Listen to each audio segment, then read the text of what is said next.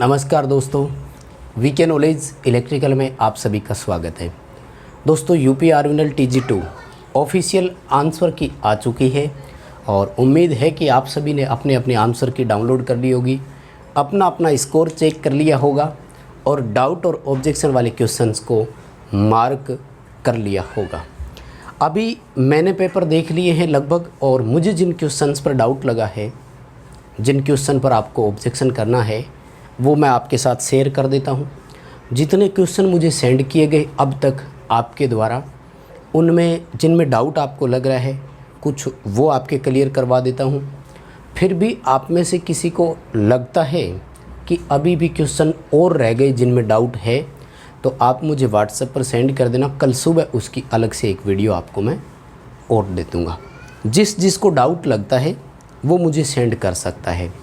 अभी जितने क्वेश्चंस हुए हैं उन पर अपन चर्चा कर लेते हैं और मैं आपको बता देता हूँ बिल्कुल है। और क्वेश्चंस का पूरी तरह से मुझे शिफ्ट वगैरह याद नहीं है, इसलिए मैं क्वेश्चन बता रहा हूँ, तो आप अपनी शिफ्ट में वो क्वेश्चन है क्या चेक कर ले में, है ना। क्योंकि आपने दिया है और आप भी उसको बिल्कुल सही करके आए हो, लेकिन वो गलत मान रहे हैं, तो बिल्कुल सरासर गलत है। 3-4 क्वेश्चन तो ऐसे मुझे मिले हैं, उनमें अपन 100% ऑब्जेक्ट करेंगे।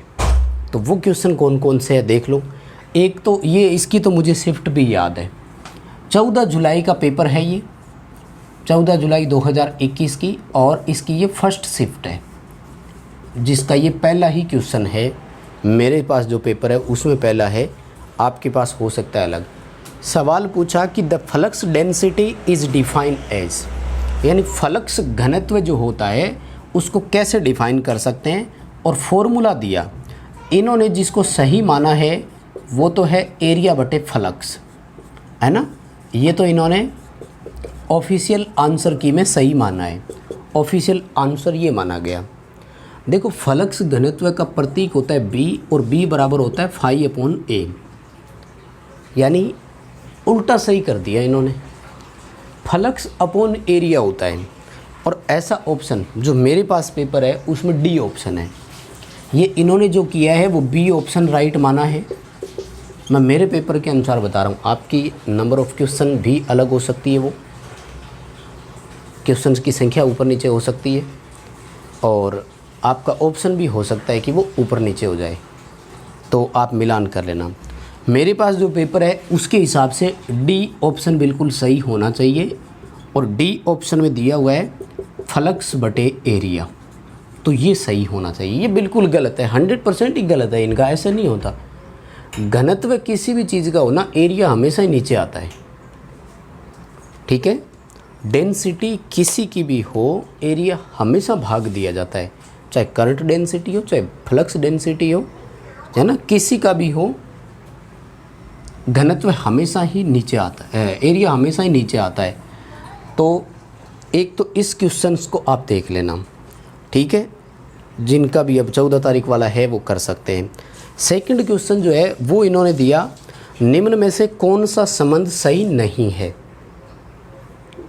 हिंदी बता रहा हूँ मैं, इंग्लिश में जो भी बन रहा है। और दिया क्या क्या है पहले वो देख लो।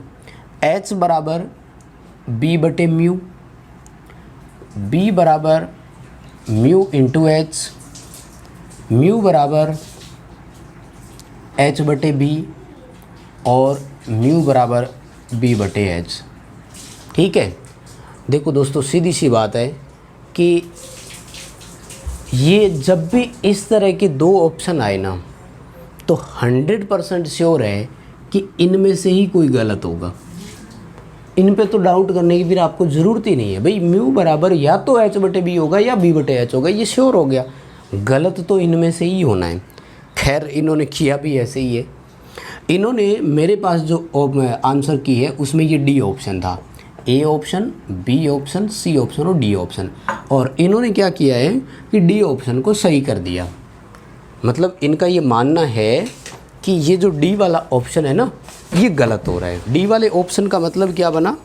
D वाले ऑप्शन का मतलब बना है इनके हिसाब से कि B बटे H गलत हो गया, क्योंकि इसने सवाल यही पूछा है ना, निम्न में से कौन सा संबंध सही नहीं है, जबकि ये तो एक्चुअल फॉर्मूला है, ये तो सही बन रहा है।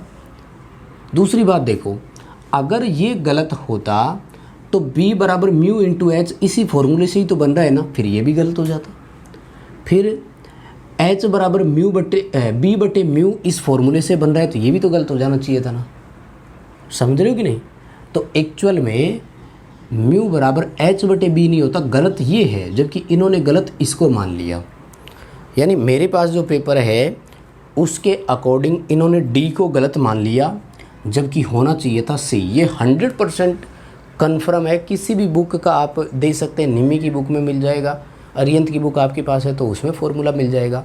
एक्चुअल में म्यू चुंबकशीलता का प्रतीक है, और चुंबकशीलता का मतलब होता है कि घनत्व उसका कितना था, और है ना, म्यू और एच का मतलब होता है चुंबकीय बल, यानी आरोपित चुंबकीय बल और पदार्थ का चुंबकित होना, इन दोनों का रेशो है।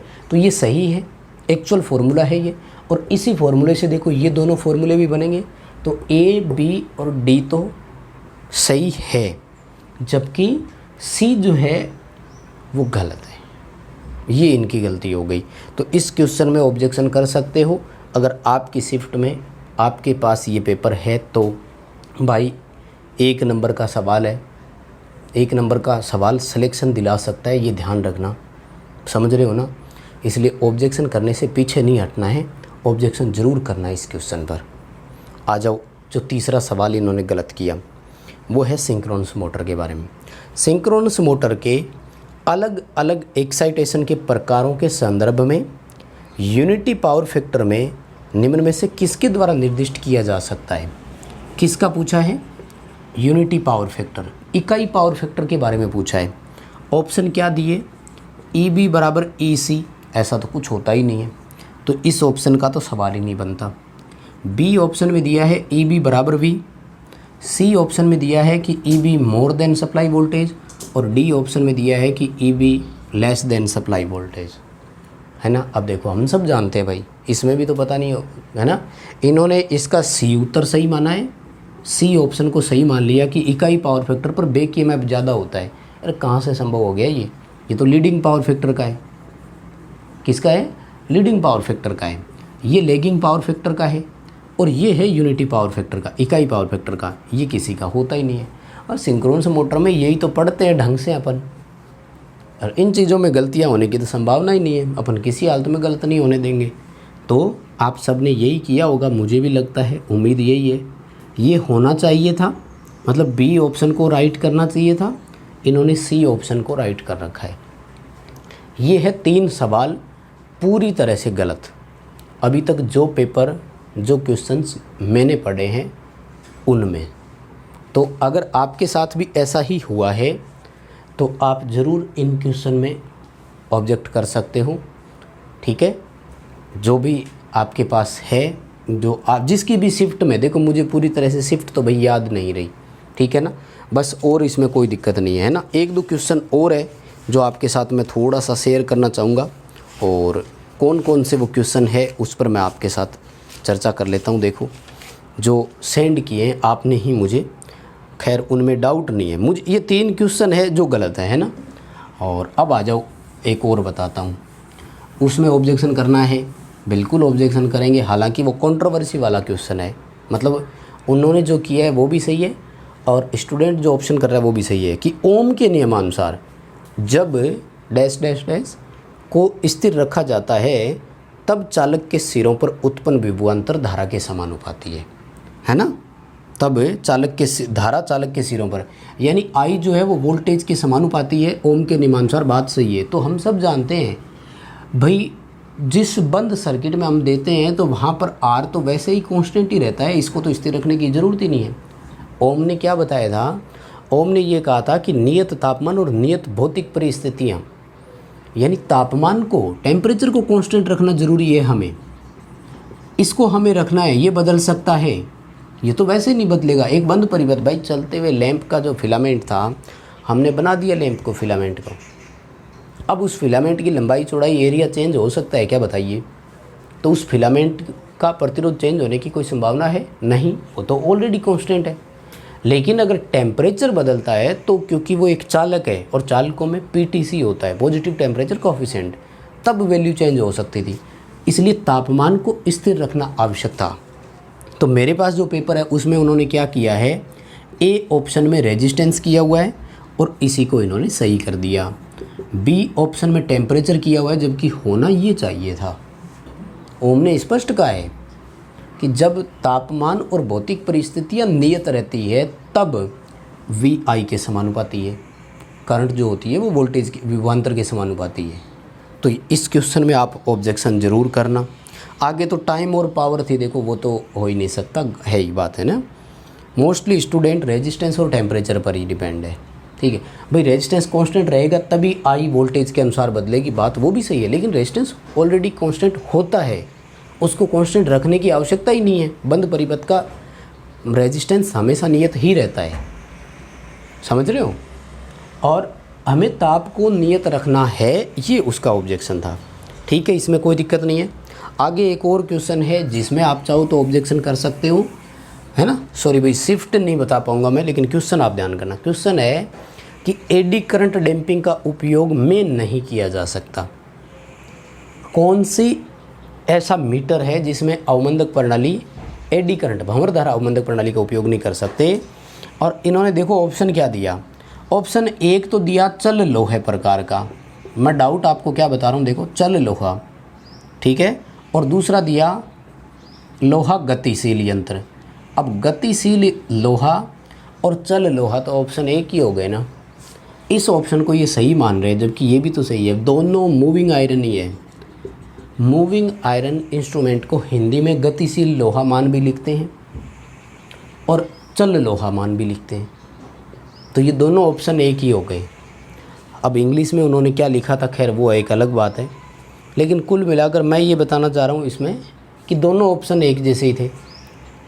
मतलब आपने बात वो लिख दी कि भाई एक में तो कनेक्शन को संयोजन लिख दिया और एक में कनेक्शन को हिंदी में संबंधन लिख दिया, बात तो वही हो गई ना।